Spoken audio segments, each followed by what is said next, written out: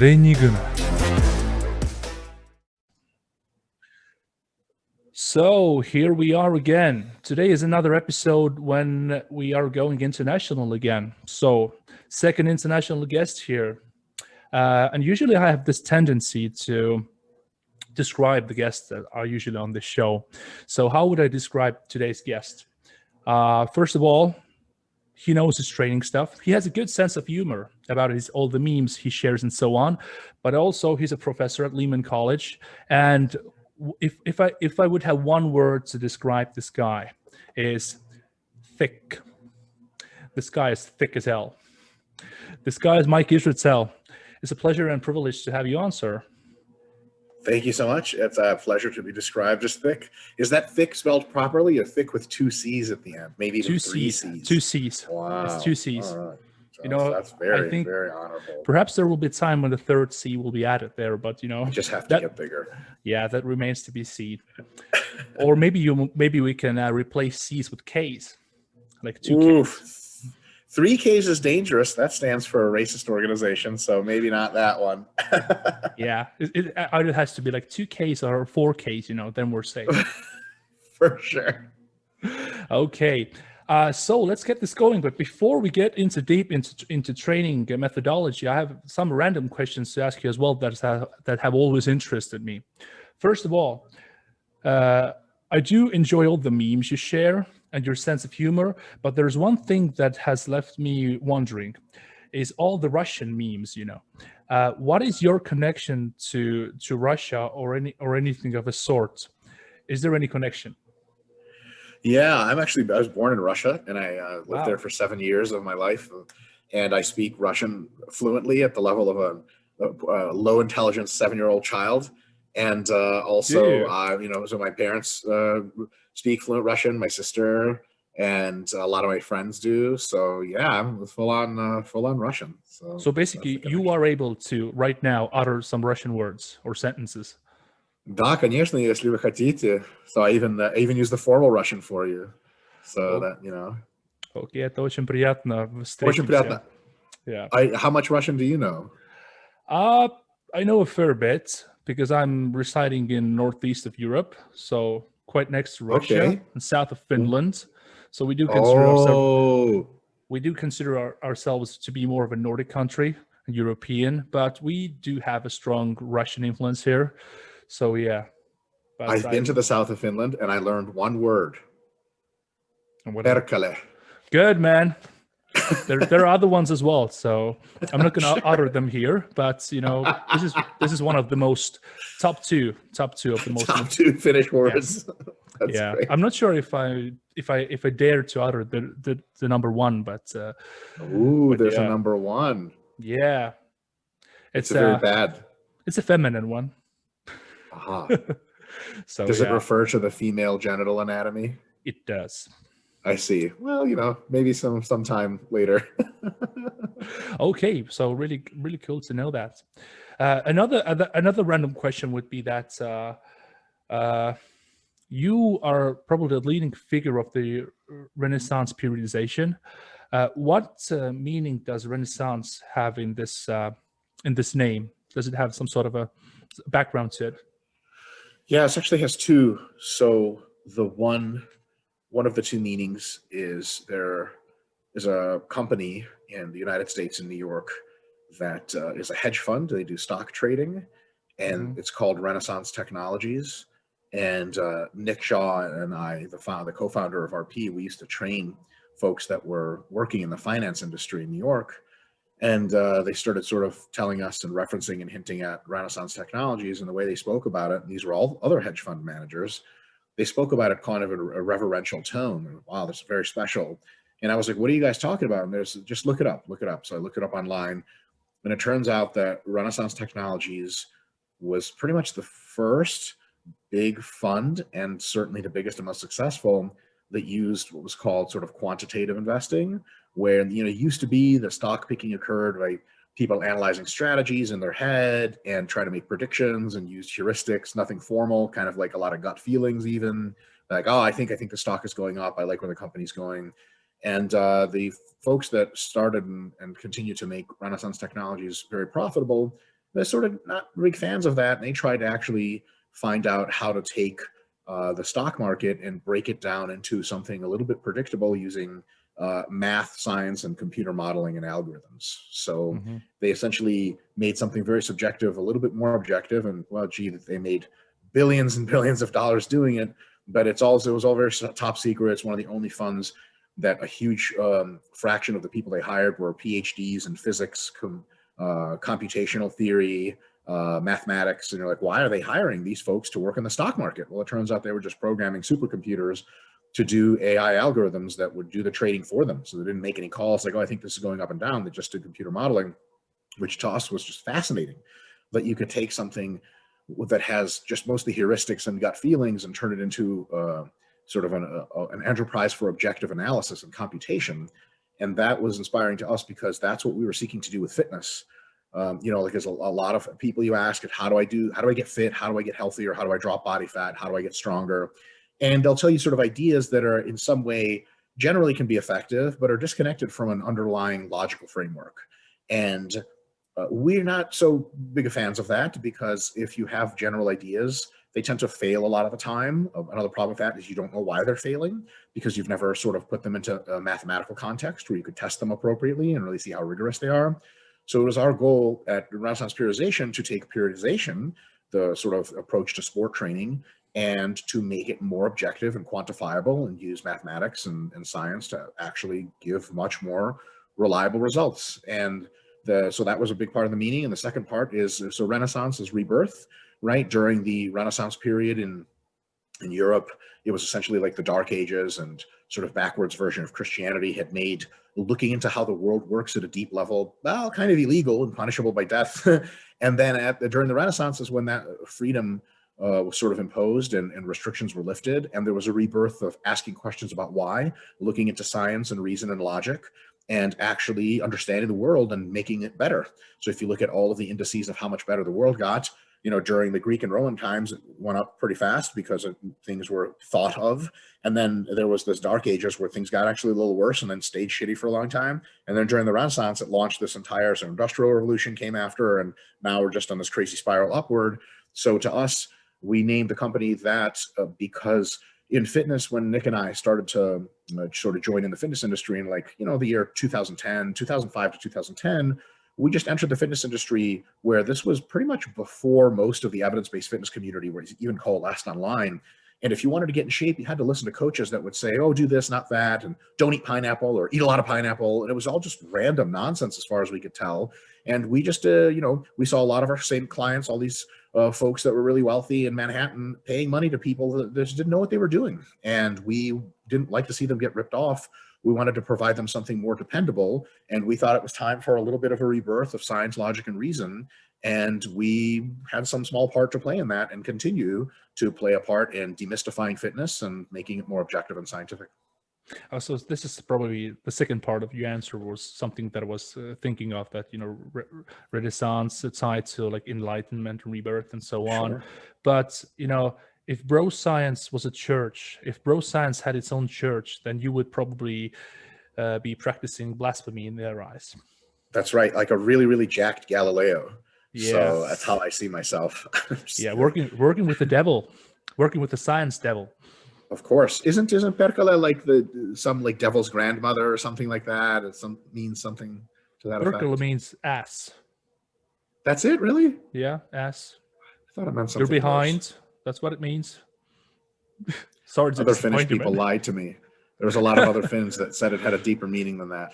Or maybe it has, but if you were to translate it, directly, then it simply means two of your butt cheeks. But okay. Yeah. There you go. All right. Okay, but now if we are to touch a little bit about training methodology, then two of your books that have really influenced me and my work as well has been the book How Much Should I Train, considering the volume Training Landmarks, and the other one, The Scientific Principles of Hypertrophy Training. So the volume landmarks I have myself used to give lectures to my undergrads at a strength and conditioning class that I'm running. So your work has definitely influenced me as an upcoming lecturer in university. So yeah, I'm a big fan not only of of the training you do, but also the things that you preach as well. Well, thank you so much. It's an honor. So if we are to talk about a little bit about volume landmarks, what is the history behind them? Is this something that you came up with yourself? Is it mainly used in weight training, or is it practiced in other types of sports as well? So what's the background of those landmarks? Yeah, great question. So the genesis of the volume landmarks actually came from other sport and really had nothing to do with weight training at all. And the first landmark that we sort of figured out was MRV, maximum recoverable volume. And it really started with me, and very quickly began to involve my great friend and colleague, Dr. James Hoffman, who is a co-author on pretty much all of my books, and a huge factor in the development of these concepts. So him and I were at East Tennessee State University, and we're in a sport physiology PhD program. And we were also assigned as sport coaches, and so strength and conditioning coaches and sport scientists to various athletic teams, volleyball, soccer, tennis, so on and so forth. And we would consult the coaches on how to integrate weight training programs into their sport preparation, and also on how to structure the entirety of their sport preparation program within the principles and confines of sports science so that they have the best possible outcome, right? And one of the things we continue to run into was this idea that if you have modalities of training that can help, a lot of coaches, not all, a lot have just simply wanted to stack them one on top of the other as if it was going to help more. So we would say, we should be doing some weight training here, and say, okay, we continue to practice volleyball or soccer or tennis for 8 hours a day. And then in addition, we do an hour of weight training a day. And then in addition to that, we do an hour of flexibility training a day. And then in addition to that, we do an hour of meetings about sports psychology per day. And at some point, we sort of had to communicate the idea to them, which was novel to some of them. And many of them knew on an intuitive level. They just need a little bit of a reminder of like, look, there exists this total amount of effort that you can do and actually recover from, right? And if you do any more than that, it actually makes you worse. And if you do under that amount, potentially it makes you better. And if you do way under that amount, then you can do a little more until you get to that top end. And then it's okay. It's like the exact analogy is like how much, depending on how thirsty you are, how much do you want to fill your glass with chocolate milk, right? Well, if you have a halfway filled glass, halfway to MRV, you're getting some chocolate milk. You're doing well. But, if you really want some more, you can fill it more. And as you get really close to the brim of the glass, it becomes very difficult for you to continue to pour in chocolate milk without it spilling over and causing more of a mess than you wanted. And then it's you get your couch dirty with chocolate milk. It doesn't wash out. It smells. Your hands are dirty. It's not a good thing. It's not something you want to backfire. So basically, our consultations with these coaches led us to repeat this sort of general idea to them that there's this limit and you can't exceed it. And if you're going to do more of something, you have to do a little bit less of something else. And oftentimes in a phasic relationship. So some time of the year you do more weight training, less sport training. Other times of the year you do more sport training, less weight training. And it sort of exists in a balance that's capped by this thing. We didn't have a name for the thing. And it gets kind of annoying to repeat yourself in generalities and vagueness. So we said, the most volume you can recover from, the maximum recoverable volume. And we just started saying that. I started saying it, and then I started having conversations with a few folks, the first of which and the greatest contributor was Dr. James Hoffman. We sort of really threw around the idea, really sharpened it. And then after that, it became a thing. And it was the first one we introduced into the to the lay public. And then eventually it had a whole lot of other landmarks naturally derived from it. Some of these were derived from a variety of situations, and some actually were not derived from, but really specified to a much greater extent just through discussions with other folks in the industry. I had a few series of debates with a few folks, including Dr. Eric Helms, and he provided some really good feedback on the limitations of the MRV concept, to which then we went back to the drawing board and sort of propped up the MEV concept, minimum effective volume, to really describe where that is in relationship to MRV, what it means to train within the zone between the two, what it means to train outside of that zone, should you be looking to progress from one to the other, and then slowly other layers were added, and today we have the modern landmarks. So interestingly enough, they apply really easily to fitness and lifting because they're very easily objectifiable, but they were derived from conversations about sport training and just the realization that they actually do exist. You know, like they really do exist. They're really out there somewhere in the ether. There's some folks have said, you know, I invented the MRV. I discovered MRV, and James and I discovered it. We didn't invent it. You have a maximum recoverable volume. We don't ever have to tell you that. It's there, no matter how. Now, the only thing is, are you aware of it, and do you plan your training accordingly? And one thing I always like to say is if you are not aware of it, you could run into some really bad situations. If you are aware of it, you run into fewer bad situations, and your training just goes more predictably. So, which is a good thing. Yeah, I think it's like a universal law as well. For example, for training, maximum recoverable volume, but for alcohol, for example, you know, maximum consumable amount, you know, before you get before you start to throw up and so on. But actually, 100%. partly you also answered the next question that I wanted to ask, is that if you look at strength training as a discipline on its own, then the landmarks are, I think you would agree, really easily applicable there. For example, because on strength training we count, you know, reps and you know, kgs or pounds and so on. So it's really easy to see where you're at. Or for example, if your progress starts to stall and so on. For example, when you compare with some other discipline, for example, I don't know, tennis or soccer or any of the sort, the volume landmark, or for example, to identify MRV or minimal effective volume is much more difficult. Would you agree on that? Absolutely. In some sports, it's really hard when they have lots of components. So you could say in soccer, it's pretty hard but you could throw in a GPS unit and see how much they run around and how fast their average velocity is. That's okay. We got a reasonable idea. What about gymnastics? I mean, fuck, they have like 10 different events and 10 different, you know, difficulty levels and 10 different degrees of how hard they're trying that day. And it's just muscle specific, joint specific. Like you could have a really hard upper body focused day. And how hard is that compared to a really hard day with a lot of bounding and jumping? It gets really intense, but generally speaking, there are always ways to do a decent job, at least, of quantifying how much stuff you're doing. And a lot of folks get into this trap where, you know, perfect becomes the enemy of good, where they say, well, there's no way to exactly measure this, so it's worthless. It's like, ooh, you know, I don't think it's worthless. I used to get feedback, not anymore for some reason. I'm sure other folks think this, I don't see it anymore. This used to say, MRV is a worthless concept because it varies so much, you know, because what about different lifestyle and different sleep and different food? And I have a twofold response to that. One, if your sleep and food and everything really vary that much that it impacts your recovery greatly, you're not really so serious about the sport of bodybuilding or powerlifting or weightlifting. So you can feel free to see yourself out of any thought about it whatsoever. Like if you sometimes get 4 hours of sleep and sometimes get 8, and you're worried about the volume landmarks, you got bigger problems than the volume landmarks, right? It's like worrying about being a culinary expert when you don't really have like any food around to cook with. Like, gee, you know, get some food first, now we're talking. And then secondly, just because things vary doesn't mean they're not informative, because they usually have relative like statistical boundary layers of variation. So for example, let's say your MRV for your back if you train 3 times a week for your back, is 20 to 25 sets per week. Now we don't know if sometimes it's 20, sometimes it's 25, sometimes it's sort of stochastically located somewhere between the two. But is that completely uninformative because it has a variance of sort of like a total boundary of 5? Well, not really, because someone say, hey man, I've got this incredible back workout, you got to try it. It's 3 sessions a week and it's a sum total of 9 sets.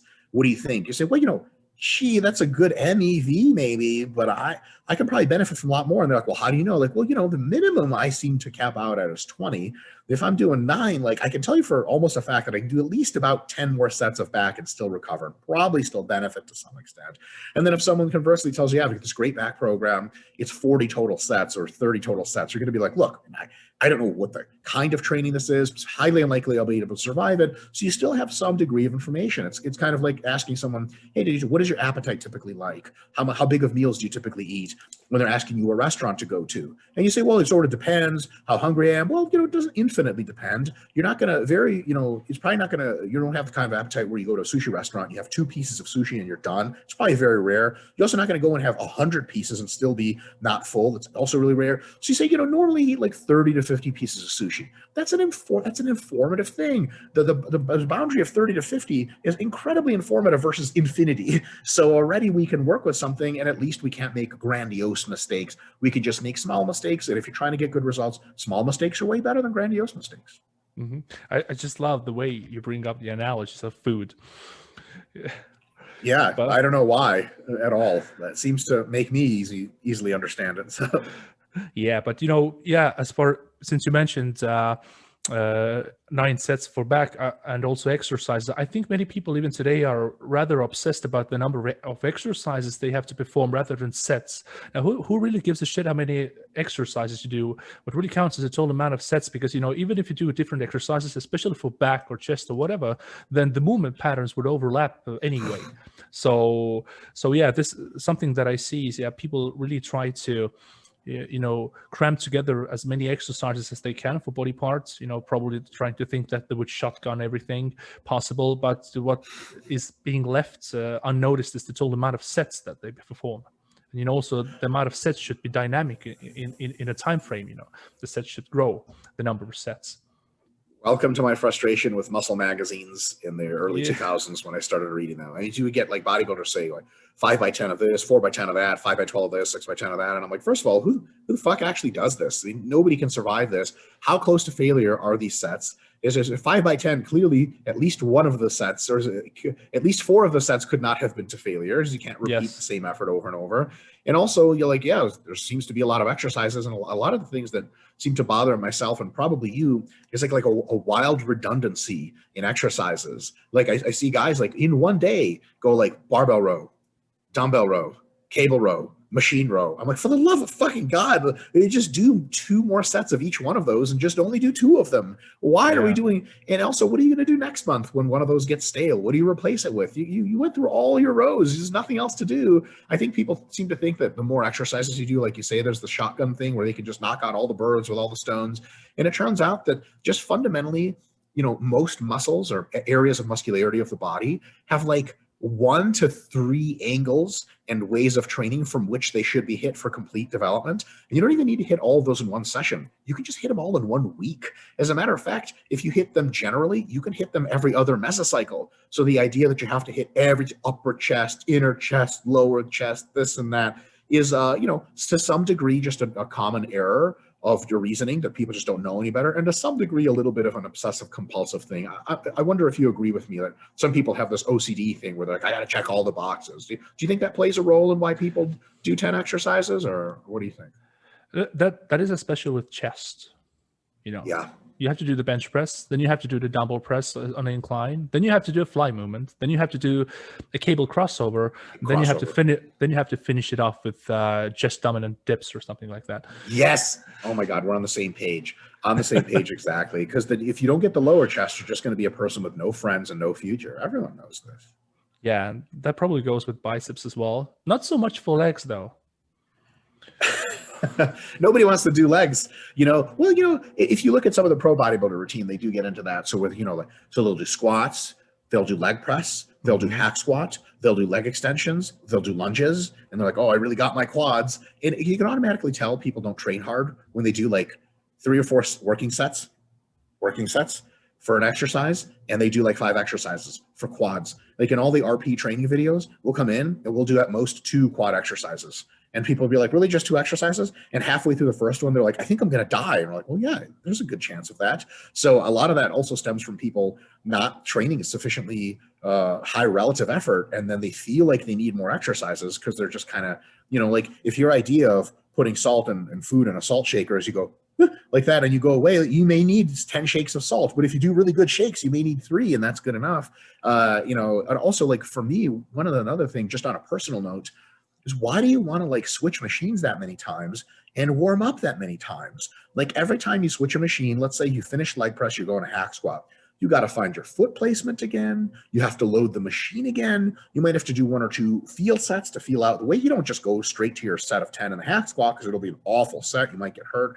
So it ends up being like if I'm doing 4 or 5 exercises for a single muscle group in a single session, I have to do so many warm-ups and so much switching. And, the old lady's on the machine right now, so you have to wait for it. Like when I get on leg press or a squat, I'm there for a while. And good news, because it hits a huge majority of the musculature, I don't need to go anywhere. And I don't want to go anywhere. It's just crazy that some people think they have to do these things. Actually, I can comment on this. I have a little theory of mine. For example, if somebody is to do like this 4 sets, especially 4 sets, 8 to 12 reps is a classical one, or 5 sets of 10. If you are to do that, you're probably training half-assed. And if you are training half-fast, then you don't need to find your foot placement or warm up. Then you just, do your exercises half-fast. You're trying to hit the volume, and that's it. But on a serious note, stimulus to fatigue ratio, that is another important thing, because if we are to view recovery as a resource, then this resource is limited, and we want to have the best bang for our buck for choosing exercises and so on. And this is something that I have learned from you, but it's also, if you think about it, it's also logical. There is some machines that you have to incorporate in order to fill out this or use this recovery as a resource as best as you can.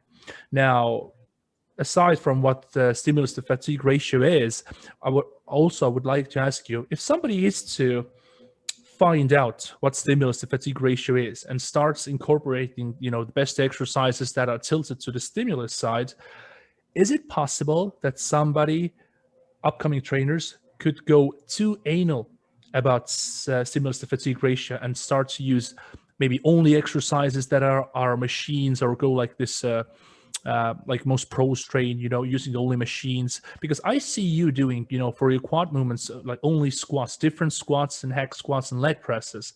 So again, my question would be, is there a chance that somebody would interpret SFR in a wrong way and start to pick too easy exercises in the pursuit of hypertrophy?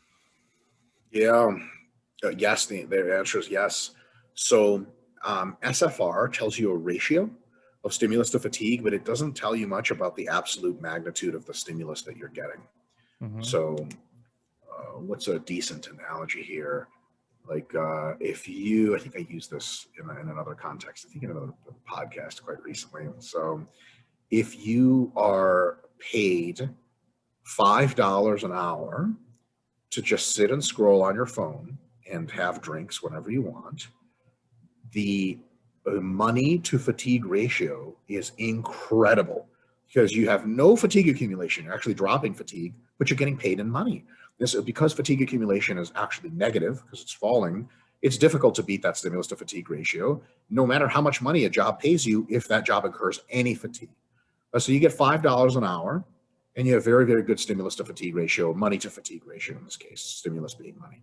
Now, if someone said, look, clearly you know how to code in computer languages, or you know how to promote marketing materials, or you know how to do basic science, we're going to pay you $150 an hour, but that work is going to be a little tough, and it's going to, after 8 hours, it's going to wear you out. You're going to need a break and go home, spend time with your family, work out, sleep, and come back for another 8-hour shift.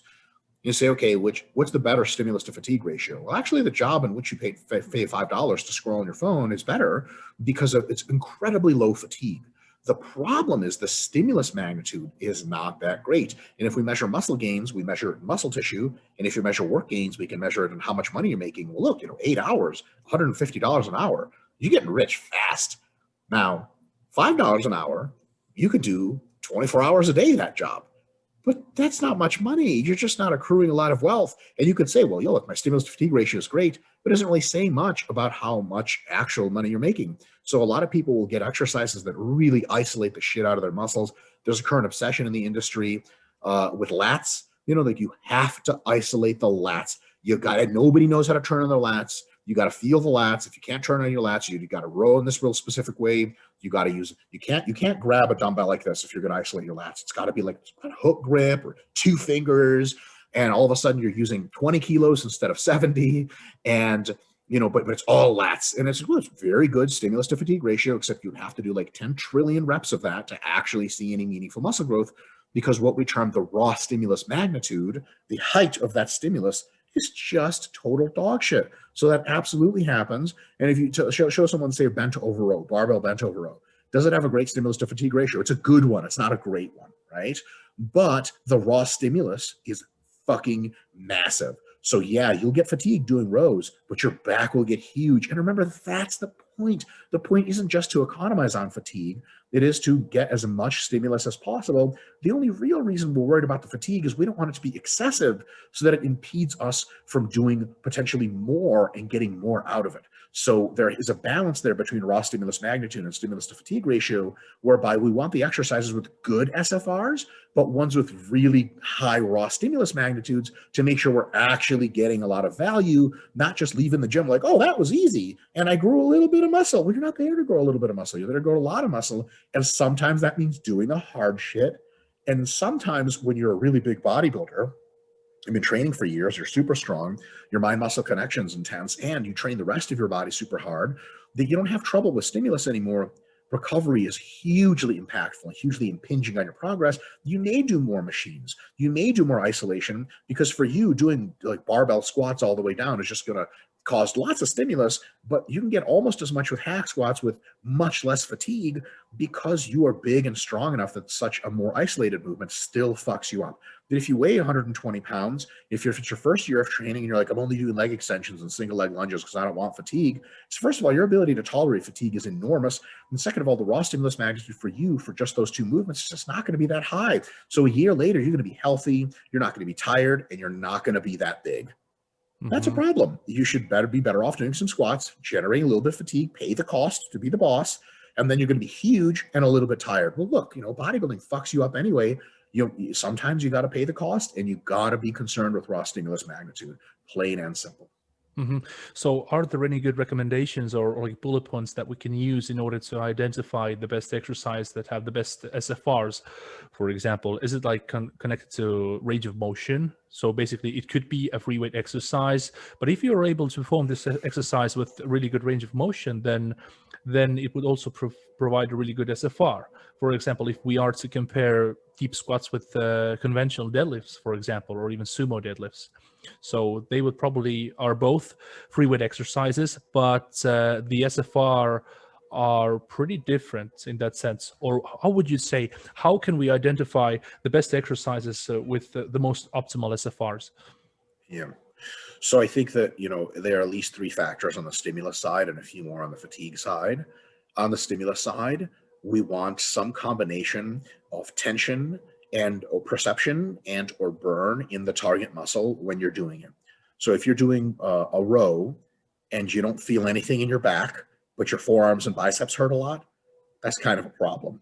If you're doing squats and you're doing a sumo stance and you're sitting really far back instead of down, you're like, yeah, I feel this in my glutes and lower back. And someone's like, what about your quads? You're like, I don't really feel a lot of tension in my quads. Like, but are they burning in a high rep set? You're like, no, my lower back's on fire, but my quads are good. Like that's a problem. That probably means we're not using that muscle, pushing it to its limiting factors.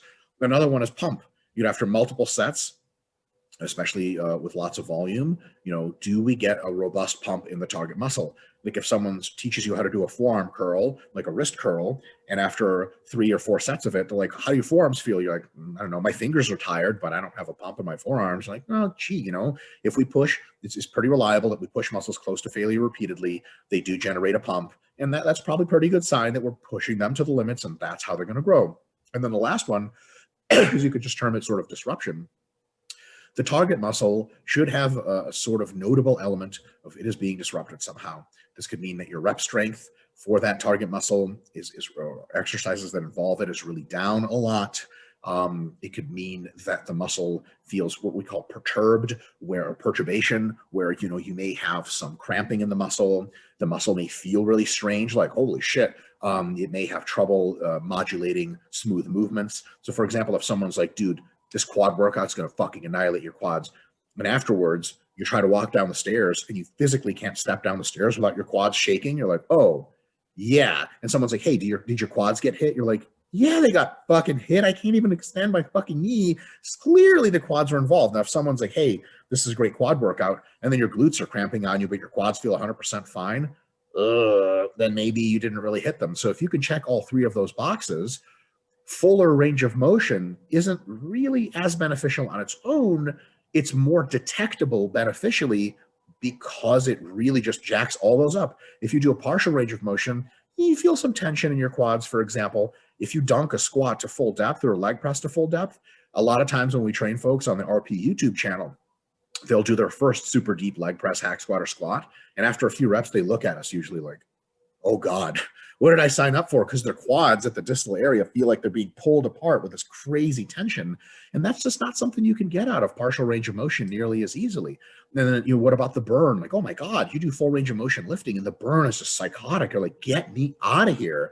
And then the pump is insane. And of course, perturbation is we have people get up out of the leg press now. You did 5 sets and they try to stand up and they can't.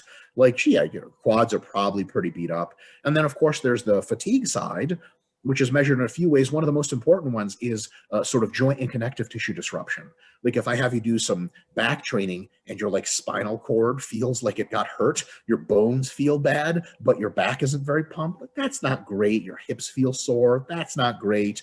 But if that's very little, like if you do some kind of back movement and you're like, dude, I have a huge lat pump. And then someone's like, how are your shoulders and your spinal cord and your hips feeling? You're like, great, golden, I don't even feel anything. That's a real good sign. That means you can train that exercise with more volume, more frequency, and not pay the price of having to slow down. And then, of course, there's sort of like 2 sub-factors of systemic fatigue. It can be detected a number of ways, but one is like, how much does that exercise cause systemic fatigue can be measured by how much it affects unrelated muscle groups. So for example, the deadlift, if you do high rep deadlifts and then you try to do pressing movement, the deadlift uses none of the muscles that you use for pressing, but the deadlift tires you systemically so much, it generates so much systemic fatigue that your pressing can be down by like 50 kilos after deadlift because you're just dead on the inside, right? And that's a really bad deal because, you don't just train one movement or one lift almost ever. You need the rest of your body. So some exercises are great at growing a certain muscle group, but they poison the rest of your training so much that, your deadlift's going to go up, your back's going to get big, but what about your legs? What about your pushing muscles? What about your biceps? Well, you're too tired to train those super well. So if you had an exercise that trained your back as well as the deadlift, maybe the bent over row, just as an example, this is all very individual, and then it didn't impact your chest training much, well then, it would overall make you a better lifter. And of course, there's kind of the psychological component of sort of how much does an exercise require you to psych up for it and how mentally fatigued does it make you. Some exercises you just jam and groove. It doesn't really feel like you're trying very hard, but you get all the huge pump and burn. A really good example in my case, not everyone else's, is a deficit push-up with a little bit of weight. Like for higher reps, man, the deficit does all the work. Like going down for that super deep eccentric stretch fucks your pecs up, and it doesn't even really ever feel that hard. You're just like, holy shit, like I could do 1,000,000 of these, but I don't have to because they fuck me up so much. But if you have like, a barbell push press, for example, like in order to push press a lot, you got to get psychologically amped up. It's shit, heavy weight can fucking crush you and kill you. And all of a sudden you're trying like really hard, but you're not getting a ton of muscle activation and involvement for the price. So if you leverage all those first 3 things against the last 3 things, that's how the stimulus to fatigue ratio is born. You essentially just want to maximize the first 3, tension and burn, pump and muscle disruption, and minimize essentially the 3 factors. It's really just 2, fatigue of the joints and connective tissues, want to be as low as possible, and systemic fatigue as low as possible, as long as, back to our first conversation about the SFR, as long as that desire to reduce systemic fatigue doesn't impinge on the magnitude of the stimulus. Because we don't want to say, squats really fatigue me. But what about for quads? How do they hit your quads? What about the stimulus? And so, well, the stimulus is great. Well, it means the SFR is not terrible, and it's probably worthwhile to do. Mm-hmm. Good. So since the clock is ticking, I would be really happy and to touch on 3 more little points. Therefore, I'm going to jump into the next one right away. So about exercises, once you complete your meso and go into another one, we tend to rotate exercises or go into other exercises. So what is your comments on rotating exercises and so on? Why do we have to rotate exercises, even though they might look similar? For example, I've seen you do like machine pullovers, then, straight arm cable pull downs and so on. Does the rule of accommodation apply, or how does the switching up of exercises play into maximizing hypertrophy training? Yeah, great question. So I would say that the one big rule, and there's a few smaller sub rules, but the one big rule if you have to learn any rule about exercise deletion and replacement, the one big rule is there should be a purpose. Okay, so if I ask you, why did you change that exercise? You should be able to tell me why. You not just be like, no, I don't know. I'm not sure. Felt like it. I felt like it. And the felt like it can actually be examined, and underneath can be a good reason. So staleness is one of the reasons we switch out exercises, is when the exercise feels so crappy, you no longer get a great mind-muscle connection. You have to do more sets to get a good pump. If you do that many sets and go that hard, your joints start to hurt. Some exercises, your muscles can connect to it better and you can get a better stimulus to fatigue ratio. And that's the real big thing. So the need usually comes from a stimulus to fatigue ratio. If you start doing an exercise, it usually has a pretty high stimulus to fatigue ratio because you haven't done it so long. The novelty alone boosts the stimulus like crazy.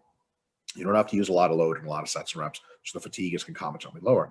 And usually after weeks and weeks and weeks, the stimulus to fatigue ratio actually goes up because your technique gets better, your joint alignment gets better. You used to hack squat with your feet like this, but you actually learn your feet like that is better. And all of a sudden your exercise is actually clicking better, your quads are getting better stimulus, the joints are hurting less because you're finding your groove. And so the SFR tends to climb for some number of weeks, some number of months even. And at some point it plateaus because the exercise is developing a little bit more staleness, but also it's improving in your ability to connect to it. So it's 50-50. And then at some point, the staleness starts to win out and the SFR starts to drop. And the real question of when you replace the exercise is when its SFR is now lower than another exercise for that muscle group that has a now higher SFR. So if, let's say, just give this random units, if a bent over row versus cable row, if we start out with a bent over row having an SFR of 15 and the cable row has an SFR of 12, we choose the bent over row because it's the highest stimulus to fatigue ratio. Now the bent over row starts to climb in SFR and goes all the way up to 18 after a few weeks. And then slowly over time, it falls back to 15, still a great exercise. And then it falls down to 11. Okay, like pretty stale, right? Pretty stale. This may be months later, so it could be weeks later. And now when you show up and someone says, "Hey, why are you doing bent rows?" You're like, "Well, it's because of the exercise in my logbook." It's okay. Is there an exercise you could do like that would hit you better than bent rows? Like, what about cable rows? And you have to think about it and you go, "Fuck, cable rows have an SFR of 12. It literally is better than bent rows. Why am I doing an exercise that's 11 now? It'll probably be 10 later and then 9 and it will suck." So you then you think about it and you say, okay, cable rows probably better. So you start cable rows. And after a while, cable rows go up to 15 because you really learn to do them well. And remember, the entire time you're not doing bent rows, then they slowly climb in theoretical potential SFR because the staleness goes away because of the novelty effect, and all the joints and connective tissues you were beating up with that particular movement start to heal up and everything like that. And then after a while, you get that crossover again where cable rows are now down to 14, 13 again, and bent rows come up and now they're 15, 16 again, and then you switch again. You don't have to switch again, but I'll say this, I want to be doing the higher SFR exercises when I'm at the gym. And if there's clear, better alternatives, I kind of want to do the better alternatives. A very simple analogy is like, if you have a choice between pasta and sushi, which one do you order? It's the one you want the most, and it'll give you the most pleasure for the money that you spend on it. And if you've eaten sushi 3 times this week, it's not that sushi's bad, it's that pasta's better. And then you have pasta a few times and you get sick of that and you go back to sushi. But if someone's like, "Hey, what do you want, sushi or pasta?" You say, "Oh, whatever, randomly, I don't care." Like, if you thought about it a little bit more, you probably could generate a little bit more pleasure for the money with one of the two of those. So, the SFR and concepts like that, it's all about, if you think about training just a little bit deeper than random chance, you're going to use you're going to use movements that have a bigger stimulus, a lower fatigue, and on the net balance, make the most logical sense to use. Yeah, and I would guess it's probably pointless to ask what is the duration of where we should keep one exercise, because the dynamics, how the SFR plays on each exercise is very individual. So there probably is no one specific answer to that. Absolutely. But just for folks listening who may be confused, like, was it like 2 days or is it like 2 years? It's usually on the order of, like, I would say on average 1 to 3 months. So if someone tells me they've been hack squatting hard for 3 months straight and that they still get a lot out of the movement, I'd be pleasantly surprised. I wouldn't tell, like, "Hey, you got to switch it out." And there's some more like technical reasons you could switch it out, preempting joint problems. But just on a general level, yeah, great, that sounds cool. But I would be skeptical, right?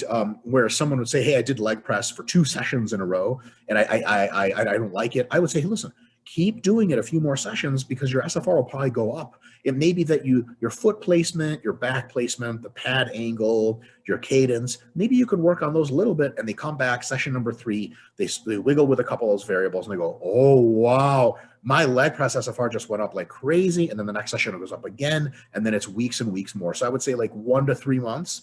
If you're going to switch exercises, unless it hurts or something like that, I would try it for at least 1 mesocycle. And if you really just don't like it after that, you can dump it. And then anything past 3 mesocycles of consistent inclusion, I start to get skeptical as to whether or not that really is the best SFR exercise for you and why you haven't rotated it out yet. Mm-hmm. Okay, so this was about exercises, but back to volume a bit. So from your book of How Much Should I Train, if I remember correctly, you had also this idea that it is wise to use maintenance volume to re-sensitize muscles to stimulus. So if muscles, if the volume goes up, then muscles become more desensitized to stimulus. If you use less of a volume, pull back a bit, then they tend to resensitize. Can you touch on that a bit? Because this is something that I introduced to my fellow trainer, and what he had to say about it was that, well, it's just a theory. I mean, you need more volume, in order to adapt. So basically, could you a bit elaborate on this idea a bit? Is there like an actual scientific or physiological background to it, or how does this thing work? Yeah, well, so there's direct studies confirming that it is in fact a reality. There is one example of a study, and there have been a few more that similar results, where they trained folks for just a few weeks at a time, and then they gave them multiple weeks of break, and then they train them for a few weeks at a time and give multiple weeks of break, no training at all. And at the end of that multi-month period, that group that took tons of breaks got the same muscle and strength gains as a group that trained the entire time. It's like, Jesus Christ, like, they trained like literally half the time and they took these crazy breaks. How did they get the same results? Well, the hypothesis is that they got so resensitized to training between bouts of training that the rate of gains at the beginning of each one of those was so high, they managed to catch up to the other group, then back off, and then catch up again and back off. They say, okay, well, they just discovered a way to get the same results. But yes, with a huge fraction of lower fatigue, because if they trained only half the time, that means they maybe could have had a bodybuilding career that was twice as long until the joint debilitation finally caught up to them. So this is research confirmed. We didn't pull it out of thin air. Another theoretical idea as to why maintenance volumes work is that in sort of advanced complex adaptive systems, you tend to observe a pretty decent rule. And it is the rule that maintaining a certain level of adaptation requires much less energy and time input, much fewer resources than increasing that adaptation. Okay, maintaining in almost every facet of life, maintaining is easier than improving. So, for example, like you speak Finnish as your first language, I assume. Yeah. Actually, it's Estonian, but Estonian. But it's really similar to Finnish. So that's really, awesome. Really well, so do you know who Andrus Muromets is? Fuck yeah, I know him. So if you said no, I'd be like, this call is over. Oh, I know him. I've spoken to him, and he knows who I am, and that's really cool. He owns a really big. Yeah, he owns a really big gym chain here in Estonia. Oh wow, good for him. So, did you know that there's 3 mythical Russian strongmen in like literally folklore, and one of them is named Muromets? Really? Is he? Yeah. But he's considered as Russian. Yeah, same, Eastern European. So maybe he's from Estonia, but it's just interesting because it's not even a Russian name. Muromets is an Estonian name. Yeah, I think he comes from like a genetic line of just super freaks because like they had books written about his ancestors. It's just like a super cool thing that. So rarely do you see like someone with a legendary name show up, because when he showed up to World's Strongest Man, he had like the best grip strength in the entire world. It was like, who the hell is this guy? He just came out of nowhere. In any case, good God, I lost my train of thought altogether. What the hell was I talking about with the idea of language? MV, Re-Sensitization. My bad. So you speak Estonian, and there's 2 questions. How much effort would you have to expend to conserve your ability to speak Estonian well?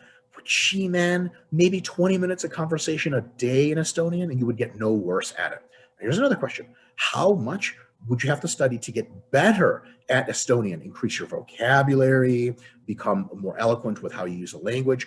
Fuck, man, hours of studying and watching YouTube videos and taking classes at the university. It's much, much, much harder. It's not like if you speak a few more hours of Estonian per day, you're going to get better. What the fuck? You're an adult male. You're not going to get better at speaking language. You have to have an intensive intervention because you're so advanced at Estonian. But you can continue to speak Estonian at a high level, even if you move to America for a few years and just like talk to your parents on the phone every now and again. You won't get much worse at it. And as a matter of fact, if you get worse, when you come back to Estonia, you'll be here 4 or 5 days, and then you'll speak as good of Estonian as you've ever spoken. That is a really extreme example because of language, but it applies to almost every other complex adaptive system. Musical ability, strength, hypertrophy. Turns out it just doesn't take much to keep a quality going as opposed to improving it. And we also know that if you decrease something to maintenance volume, the fatigue and resistance to adaptation with it starts to fall over the long term, over weeks and weeks and weeks. And we can see this with something like pump and soreness and mind-muscle connection. If you just do 2 or 3 sets of 5 per week for biceps, your biceps will get their heart sets, they'll get no smaller. They will stay the same. You do it for 2 or 3 weeks, you have the same size biceps, except what do you have now? If you do a normal bicep workout, it's going to annihilate you and cause crazy, crazy growth because it's so much different than you've seen before because you've been slacking off. Your adaptive systems have reinvigorated, but good news, you didn't lose anything because you were at maintenance volume. And for advanced lifters, just like for languages, maintenance volume and what we can call maximum adaptive volume, sort of the average between the minimum effective and maximum recoverable, where you get your average best gains, it starts to separate out a lot. Maintenance volume for biceps could be 5 sets a week. MAV could be 15 sets a week. So, there's a huge gap between them, a gap that could drop a ton of fatigue and can resensitize you extensively. And the thing is, most sport coaches at a high level intuitively understand these concepts. So, for example, and this is very common in Eastern Europe, if an Estonian athlete wins their event at the Olympics, they come back, they often take 1, 2, or 3 months off of the sport completely. It doesn't matter what sport they're in, because they give the body time to rest and heal, and say, oh my God, they're going to lose everything. They start from day one. Bullshit. A few weeks after hard training resumes, they're as good as they've ever been or very close. So I think a lot of lifters resist the concept of maintenance volume because they're paranoid about losing their gains. And you lose a little bit at first, then the losses stop, and then they come back way better than before. You've healed all your injuries, your adaptations can go much better. The idea that you need to go and go and go and constantly crush it in order to get your best gains is simply false and will lead to a place where you don't get your best results. And in the bodybuilding community, even in the drug using part of the community, it's pretty standard practice to take like weeks off of training every year in order to let the body resensitize to better gains. And guys will tell you, like, look, when I was younger, I never took any time off, had a lot of joint connective tissue problems. I didn't really grow at a very impressive rate. First time I took 2 or 3 weeks off, I was paranoid. I hated it. When I came back, I was a little smaller, a little weaker. And then 3 months later, I was like enormously jacked, way more than before. My joints felt incredible. So not only is it theoretically feasible, not only do we have direct studies confirming it, but the folks who do it swear by it because it just obviously works right there in the real world. The language analogy was pretty good. Even though Estonian is a really messed up language, it's really difficult to learn. Back when I was in high school, my Estonian class was also, I got a C. But what is equivalent of a United States SAT exam for English, I remember I got like 85 out of 100 or something like that. That's right. That's sweet. English is not that hard. I mean, yeah, it's so widespread. I learned my English playing video games. That's awesome. But okay, I know we are reaching the time limit here, but if you have the time to touch on the last topic, and I know it is impossible to elaborate on this topic really fast, but give it all your best. What I also have really wanted to ask you is progression for hypertrophy, intensity versus volume. I know that you have had the debates, I think, with Eric Helms, which is better, which should be tracked, like volume or intensity. I am more also opted for the volume side because, you adapt to the work that you do. But then again, what is the argument of the intensity side? All the remaining minutes that you are willing to give me, touch on that subject, and then we can wrap this up. Yeah, so I think the first thing we have to look at before we take a look at the various progression schemes and their competition between themselves is just general correlates of what tends to correlate with muscle size. If you lift as heavy as possible, but lift with a very low volume, are you going to get really, really big? The answer is probably not. Now, if you lift not so heavy, but lift with a considerable volume, do you get big? Yeah, you get huge. You don't get very strong, or as strong as you could have. So if we were debating powerlifting progression, intensity progression is king. I mean, volume progression gives a shit how much volume you're doing. Yeah, volume is a tool by which you introduce lots of intensity, but for its own sake, it doesn't really correlate much with strength performance. There's a very tight range in which volume operates. In strength. A little bit too much volume is way too much. A little too little is way too little. You just have to find your golden volume zone and then progress with intensity. For hypertrophy, it's a little bit of the other way around, where generally speaking, the intensity range just doesn't really matter as long as all the sets are taken close to failure.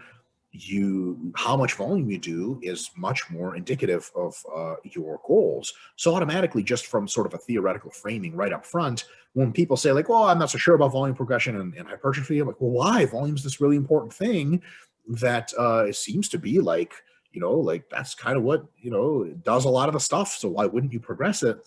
And but that's all a little bit of a red herring. The reality is you have to progress volume and intensity for their own reasons, right? It's kind of independent reasons. The reason you progress intensity in hypertrophy training is to make sure each set is sufficiently difficult to keep you in the rep range that you're targeting. So if you used to be able to do something for sets of 8 with 2 reps in reserve, and now you got stronger, and now it's 5 reps in reserve, which, you should probably put more weight on the bar if you want to hit sets of 8, because you're starting to get real far from failure and you might not be getting really great results anymore. So you add load to the bar, intensity, another way of saying it, in order to keep the sets sufficiently difficult. What about volume? Well, your body can adapt to volume, and when you start out with a certain protocol, certain sets, reps, exercises, you can't really do much volume because you can't recover from much, and also your body's so sensitive to hypertrophy, you don't need much. But as the weeks wear on, your body can learn to recover much faster from volume, and we know theoretically that top-end hypertrophy volumes occur pretty high, like in the 15 to 25 sets per week range for many people. So if you start out doing, 8 sets per week of squats, and it turns out after several weeks you can comfortably recover from 12 or 14 or 16 sets, the question back is, why aren't you doing that many sets? And you could say, well, like I like to progress in intensity. And we'll say, okay, so do you just want to get really strong? They say, no, I want to put on size. Like, okay, well, we know that the best size gains occur maybe in the 15 to 20 range for your particular situation. And you were getting great gains because you just started in the 8 to 10 set range. Why aren't you doing more? And it's not just theoretical, practical. So for example, we said that, tension and burn, pump and soreness are all kind of relatively important indicators to show that at least you're sort of pushing your body to its limits, right? And this is where kind of like the real talk, sort of colloquial, more convincing argument for volume progression comes up. And here it is. If someone says, man, I had a really good back workout. So how do you know, right? And they say, well, I got pumped, I got sore, I felt my muscles a lot, I got really tired. Okay, cool. I agree with you. That probably means you have a pretty good workout. Could have been doing too much, but you certainly weren't doing too little because you got pretty beat up. Now, weeks and weeks later, after doing this back workout and changing the volume not at all, you could be in a position where you do this entire back workout and someone's like, pretty good workout. And you're like, I don't know. Like, did you get a pump? You're like, not really. Like, did you get tired? Like, did your reps start to fall off? Like, no, not really. Did you get sore afterwards? Like, no. Like, is there a chance that you're growing really well? Yeah, there's a chance that you're probably growing some. Is there a chance you're maximizing your gains? Man, I'm just not really willing to believe that. That's not my first inclination. If the entire training is predicated on challenging your body's physiological systems, and you're clearly not exhibiting nearly as much of a challenge as you used to, don't we want to do maybe a little bit more to challenge ourselves? And you could say, well, you raise the weight on the bar. Well, that makes the individual sets harder, and they should already be hard. But like, look, if I say, look, you got to train your quads and you can only do it with 2 working sets. Fuck, how heavy can you make the shit? At some point, your reps just start falling. You start going to failure, and 2 sets to failure is just not much. And you say, well, what if I did 4? Would I grow more? Well, the direct literature says yes, and also your own body says yes, because 2 sets just doesn't do anything for you anymore. So the way I view volume progression is not, proactive, like we just have to try to do more and more and more all the time. You do as much volume as gives you a really good workout based on, pump and soreness and recovery and progression. And then if it just happens to be that you've adapted to it over time, you can probably add a little bit more because you need more, because clearly your body's well adapted to it. And the same thing occurs in a variety of other training circumstances, like, try learning the Estonian language. At first, 15 minutes of spoken Estonian is tough, and writing it is really hard. But after a while, you get really good at it. Gee, people in kindergarten probably do 15 minutes of Estonian writing a day. people in the 5th grade, if all you had was 15 minutes of Estonian, what the fuck are you going to school for 6 hours for, right? You can do more without getting it to be too much. You should probably do more because you'll benefit more.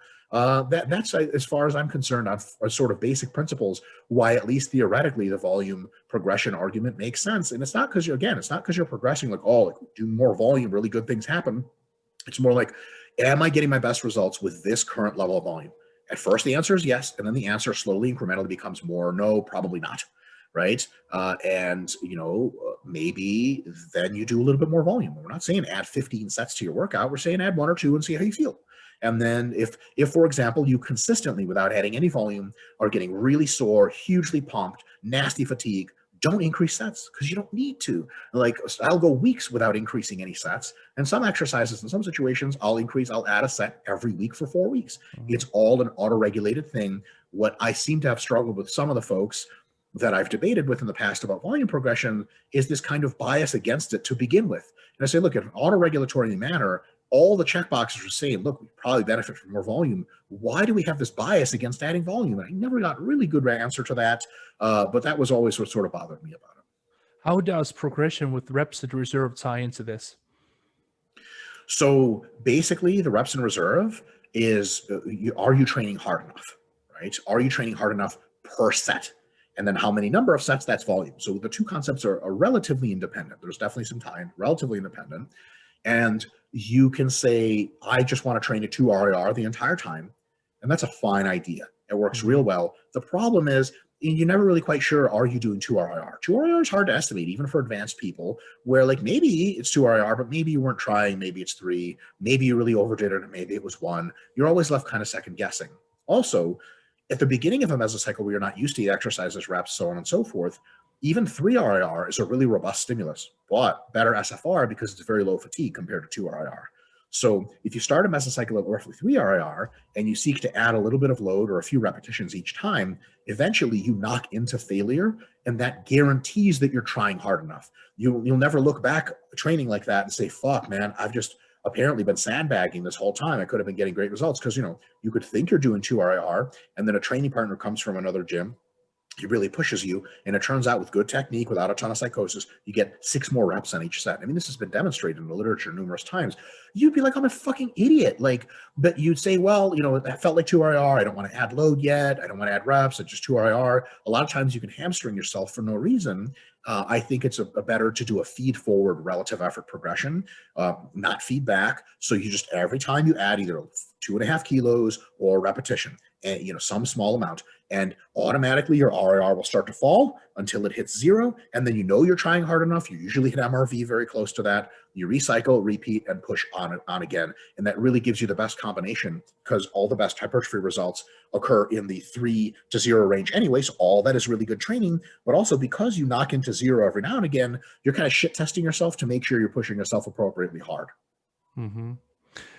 Okay, man. So we have reached the 1 hour mark, even gone past that slightly. What can I say? Thank you so much, Mike. It has been a privilege. And thank you so much again for this opportunity. I will be following your work, and all my listeners will also. And, I'll make sure to let Andros Muromets know that you were on this show, and I'll make him listen to it. Oh my God. Well, tell him I think he's mythical and amazing, and I'm a huge, huge fan of his strongman career. I used to cheer for him all the time. So that would be wonderful. Slim, thanks for having me on. And if in a few months down the line you feel bored and want a shitty guest to come back on your podcast, let me know and we'll do this again. Sure, man. I mean, I'll make sure to do that. So awesome. Thank you so much. Thank you so much, man. Have a good day. Thanks. Take care.